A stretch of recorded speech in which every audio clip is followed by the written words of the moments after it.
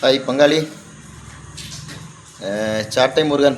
உங்களுக்கு அந்த பதிவு, அதாவது இப்போ ஒரு பதிவு போட்டிருந்தீங்க.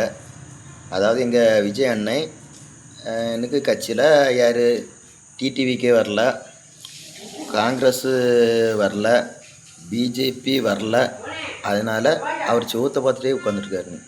டேய், நாங்கள் என்ன கூட்டணி யாரையும் கூட்டமா?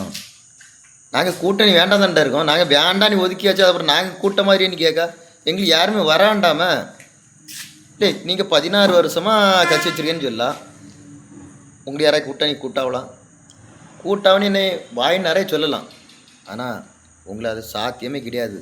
உங்களை ஒரு மனுஷனாட்டே மதிக்கல. நீ எவ்வளோ தான் கத்தி கத்தி பேசு, உங்களை பற்றி எவனாவது ஒருத்தன் பேசானா?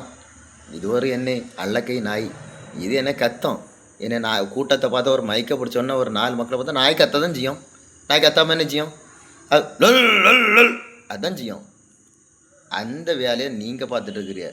அதனால் எங்களை பற்றி அப்படிலாம் எங்களை பற்றி குறை சொல்லணும்னா 1000 பேர் இருக்கா. என்னென்னா ஒருத்தனை வந்து பயந்தாதான் அடுத்தவன் எங்களை பற்றி பேசுவான். ஆனால் அதுலேயும் பயந்தது முக்கியமான இல்லை, 1ஆம் நம்பர் புள்ளி நீ தான். அப்பா பேச ஒரு நாள் கூட ஒரு நாள் இருக்க முடியல. அடுத்தல இன்னொரு டைலாக் கூட இருந்தா, பார்க்க அழகாக இருக்கேன், சிவப்பாக இருக்கேன், நீ பயந்து நினைக்காதுங்க, 4 அடி இறங்கி அடிப்பேன் நீ. லே, நாங்கள் 16 அடி இறங்கி அடிப்போம். பார்க்குறியா? ஒரு வார்த்தை விட்டு அனுச்சியும் அடிக்கணும்னு அடிப்போம். என்ன இந்த நாயை அடித்தா பிஹெச் பானான்னு ஒரு பழமொழி உண்டு தெரியுமா? அதனால தான் ஒன்று தொடாமல் இருக்கும். தொடர்ந்து தொட்டு பார்க்கலாம். வெளியே வந்து பேசிப்பார், நேருக்கு நேர் பேசிப்பார், தொடர்ந்து தொட்டு பார்ப்போம். தொடவும் செய்வோம்.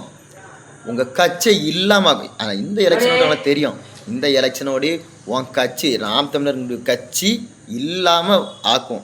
அது மட்டும் பார்த்துட்டே சாத்தியம் இது.